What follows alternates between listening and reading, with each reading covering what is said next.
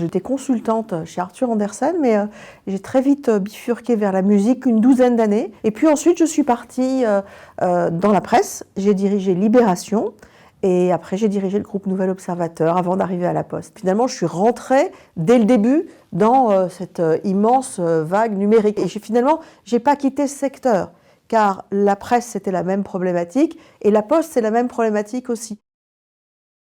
Nathalie Collin, je suis directrice générale adjointe du groupe La Poste et directrice générale de la branche grand public et numérique. La Poste, c'est une grande entreprise de service public, c'est une grande entreprise de proximité dans les territoires et c'est une grande entreprise de service au public. Il y a 13 millions de personnes en situation d'électronisme dans le pays.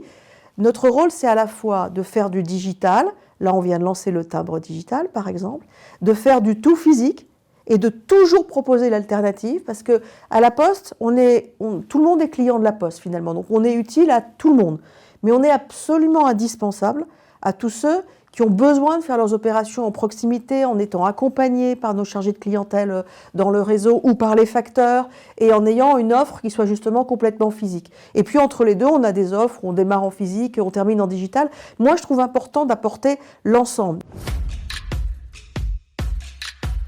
On vient de lancer une école de la data et de l'intelligence artificielle à laquelle je suis très attachée parce qu'il y a un déficit de compétences. Et je pense que quand il y a un déficit de compétences, c'est toujours un formidable vecteur d'intégration et de promotion sociale finalement, que ce soit pour des jeunes des quartiers, que ce soit pour la mixité. On aura déjà une 50aine de personnes à la rentrée et il y a une condition. Il y a une condition très simple, c'est qu'il y aura exactement autant d'hommes que de femmes. D'ailleurs, quand j'ai récupéré ce programme, qui est un programme sur les startups dans les objets connectés qui s'appelle French IoT, la première année, je n'ai pas regardé. Puis la deuxième, j'intervenais justement sur les femmes à Las Vegas et je me suis dit, tiens, mais au fait, il y en a combien des femmes dans French IoT? Il y en avait 15%. Franchement, je n'avais pas vu, sinon j'aurais essayé de corriger. J'ai donné 3 ans. J'ai dit l'an prochain, il y en aura 30. L'année suivante, il y en aura 40.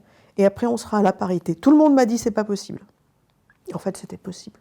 Il suffit de le décider, il faut prévenir. On ne peut pas d'un coup dire, voilà, vous êtes éliminés. Donc on a prévenu les hommes aussi, on leur a dit, faites des entreprises qui soient mixtes, Et puis sont venus à nous des tas d'entreprises dirigées par des femmes. Maintenant, on n'a plus aucun problème à avoir une vraie mixité sur le sujet. Donc il y a quand même une attitude volontariste. Tout le monde dit les femmes, on ne les trouve pas. Ça a pu être vrai à certains moments.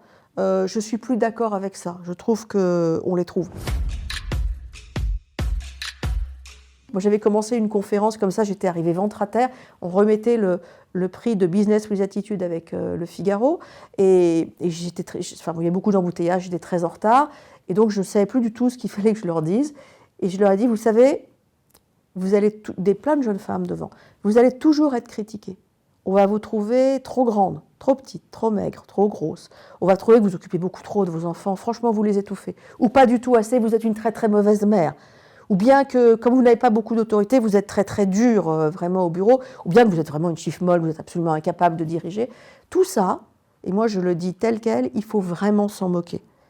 Parce que ce n'est qu'une pression sociale pour empêcher les femmes d'accéder à des responsabilités. Et puis, il faut que les femmes qui veulent accéder aux responsabilités cessent de penser qu'elles n'en sont pas capables. Et le numérique étant ce qui va construire le monde de demain, je pense absolument vital qu'on le construise plus égalitaire, plus paritaire, et puis avec plus de diversité aussi.